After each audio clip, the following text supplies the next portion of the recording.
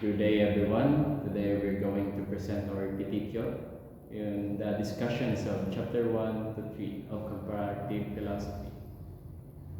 To begin with, we encounter the question that the excerpts read throughout the preliminary terms ask whether there are differences that can be compared in philosophy of Greek, Indian, and Chinese.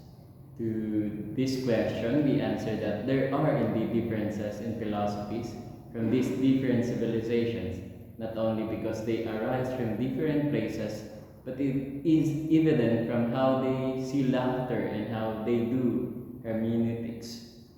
What you mean to say is that because the Greeks, Chinese, and Indians arise from different places, they have different perspectives and ideas about the world. It is evident from their differences of humor and difference in doing interpretation or hermeneutics. For the first point of our discussion, one point supporting this claim is that, as explained in chapter 1 in the ancient world of Greece, India, and China, has gifted humanity the very groundwork of human cogitation, somewhere along the landscape of agora, wilderness, and across the warring states. For the personal example of this point, to illustrate in our experience, take the case of the bustling Kogon market here in Cagayan de Oro City, where people like any other philosophers engage in the profound dialogues discussing various philosophies of life, including education, religion, politics, economics, and other societal issues. Other point to support is that in chapter 2, it is pointed out that humor is not objective. People have different reasons for their smiles or laughter. The Greeks do it in their symposium or drinking session. The Chinese laugh at every moment of life, even in death. And the Indian laughter fills the voids of their existence full of suffering. As an illustration for this, there are times when we make jokes. Some do not laugh or they think it is not funny at all, and some even get angry because they find it offensive. People do not laugh for the same reason because it depends on someone's humor. Yet another point in support is that hermeneutics, as a study of interpretation, allow rational mind to transcend the absurd and interpret Tao as beyond description. Consider the case where a person experiences the presence of the divine God, which is both mysterious and incomprehensible, beyond description, leaving us speechless, yet know that the experience is real, observable to its transformative effects such conversation.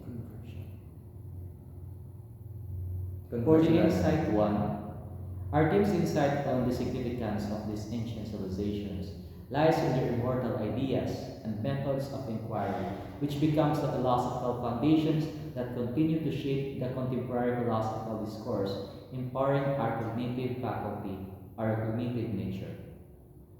We also realize by doing comparative philosophy and this different ancient civilization, we are able to know that people do not laugh for the same reason, even in the history. Laughter depends on someone's humor.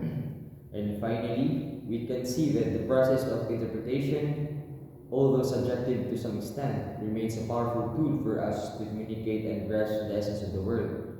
However, in the context of the Tao or some transcendental being like God, which absolute and mysterious, as Zhuangzi said, silence is the best argument. Realizing that God is beyond description by embracing our interconnectedness to nature and God is enough.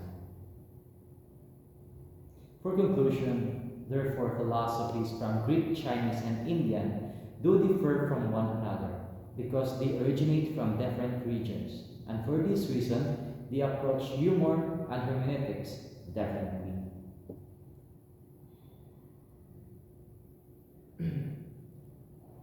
So, starting today, as a practitioner of philosophy, I am researching about the ancient civilizations and their intellectual contribution in us, in order to continue loving the wisdom of these ancient civilizations, recognizing their contribution as a pillar of human cognition, and draw inspiration from their enduring legacy in my own intellectual pursuit, especially in knowing God and becoming His servant priest someday.